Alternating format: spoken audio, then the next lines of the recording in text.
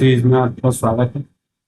और आज मैं आपके लिए जो जिस चैप्टर के एमसीक्यू लेकर आया हूँ, उस चैप्टर का नाम है ह्यूमन हेल्थ एंड डिसीज। इससे 3 से 4 क्वेश्चन आते हैं और क्वेश्चन बहुत ही इजी होते हैं। और हाँ, बोलूँगा कि अगर आपको मेन टॉपिक्स में ज़्यादा खासकर ध्यान देना है, आपकी कॉमन डिसीज, उसके बाद आपको सबसे ज़्यादा जो इम्पोर्टेंट होता है वो इम्यूनिटी। इम्यूनिटी से 101% क्वेश्चन आना ही आना है। अगर इस चैप्टर से क्वेश्चन आएगा तो ह्यूमनिटी से जरूर आए। उसके बाद पूछा जाता है अल्कोहल अब्यूज, ड्रग्स एल्कोहल वगैरह। बस ये चीज और कुछ भी नहीं इस चैप्टर में पढ़ने में। आपसे ना एड्स के बारे में ज्यादा कुछ पूछेगा, ना कैंसर के बारे में, बहुत कम पूछा जाएगा। बाई चांस पूछा पूछा वरना नहीं पूछा।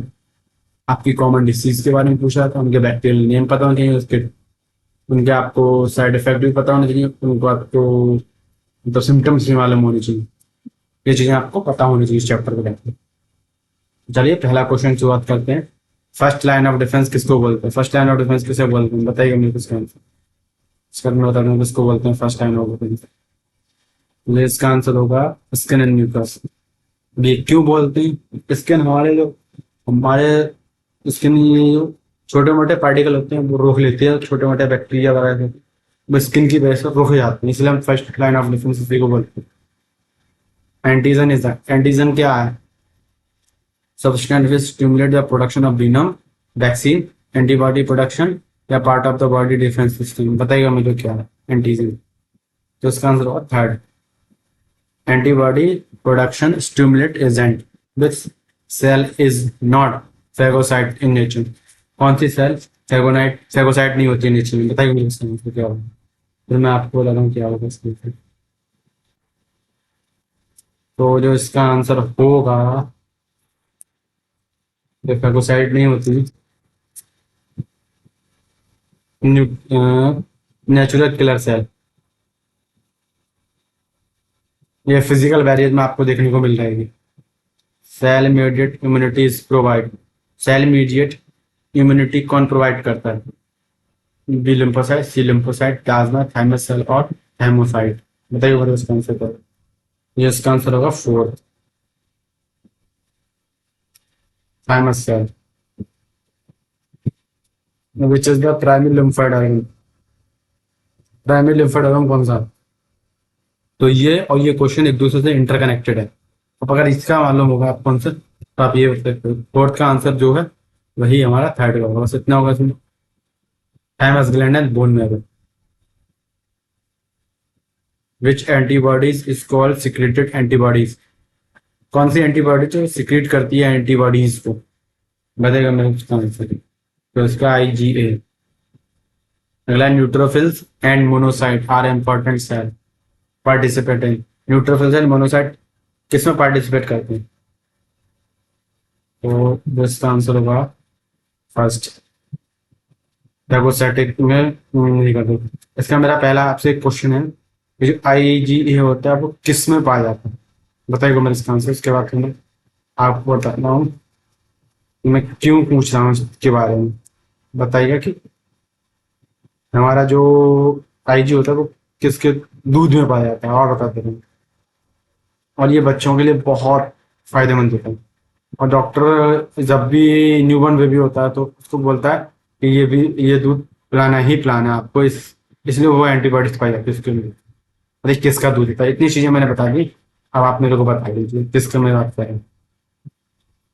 Human system retain the memory of which response in the vaccine process.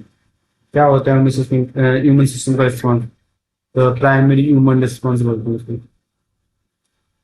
अगला, number of polypeptide chain present in a molecule of antibody. तो नंबर ऑफ पॉलीपेप्टाइड चेन कितनी पाई जाती है मॉलिक्यूल की? तो चार। चार ऐसे, तो लाइट चेन होंगी, दो हैवी चेन होंगी। जो मैं क्वेश्चन आपसे पूछा था वो है cholesterol the first milk secretion of mammary gland is rich in haemoglobin. कौन सा होता है? IgA। An antibody is a antibody क्या है? तो उसका आंसर होगा molecule that specifically gear to an antigen. Surgical remove of thymus of a newborn cell result in failure to the mature.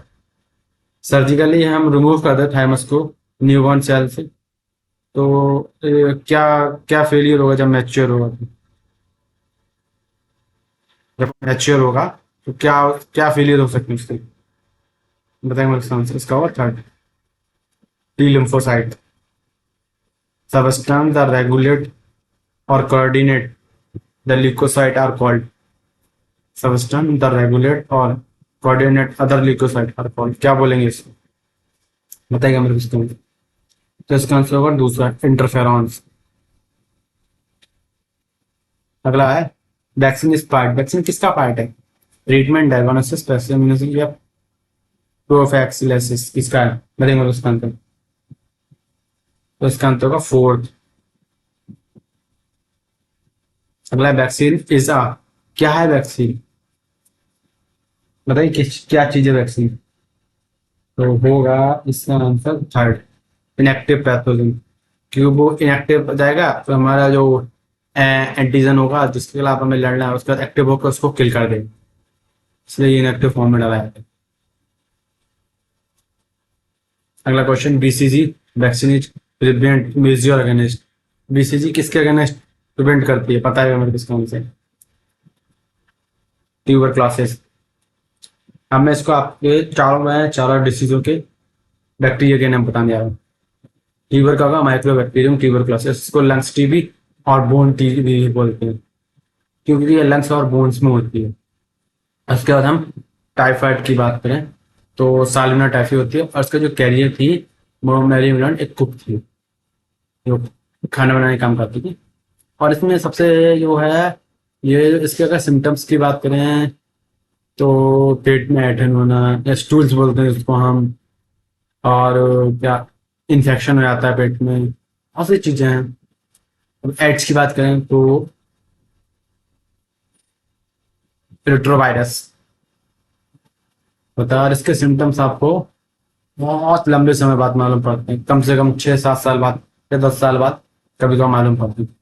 और ये कोलेरा, माइक्रोबैक्टीरियम डिप्थीरियाई, इसका जो बैक्टीरिया हो। Now Korean transplant is a very popular. The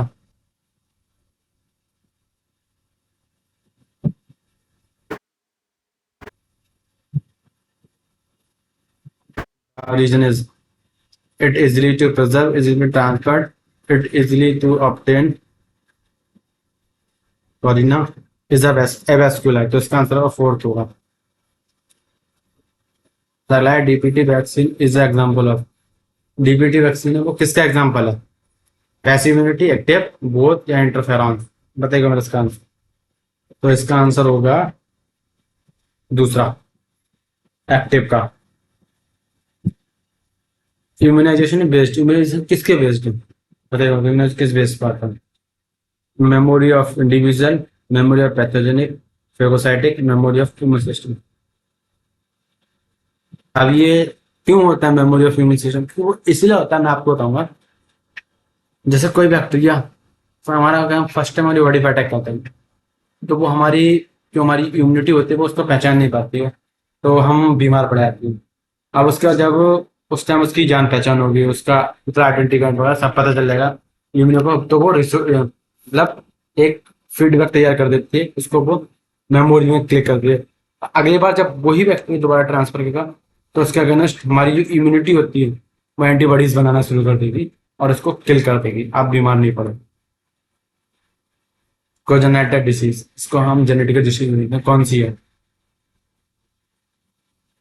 disease present by birth, deficiency decrease separate from individual to another, occurring during life। इसका answer first, during disease by birth. अगला है 24, autoimmunity against the synovial membrane at joint is called। क्या बोलेंगे इसको? Autoimmunity against the synovial joint, synovial कहाँ पाया आपने? तो रिमोथैक्स अर्थराइटिस बोलते हैं इसको, ये ना होगा इसका जरूर है।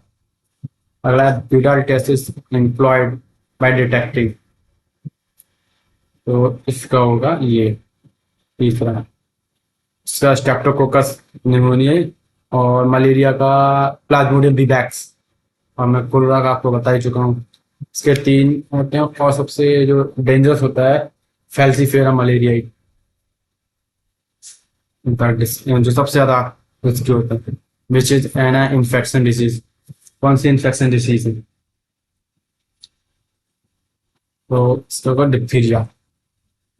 डायबिटीज ये भी नहीं, हाइपरटेंशन ये भी नहीं, कोरोनरी डिस्ट्रम्बोशन ये भी नहीं। जो डिप्थीरिया इज कनेक्टेड विद, किससे होती है डिप्थीरिया कनेक्ट?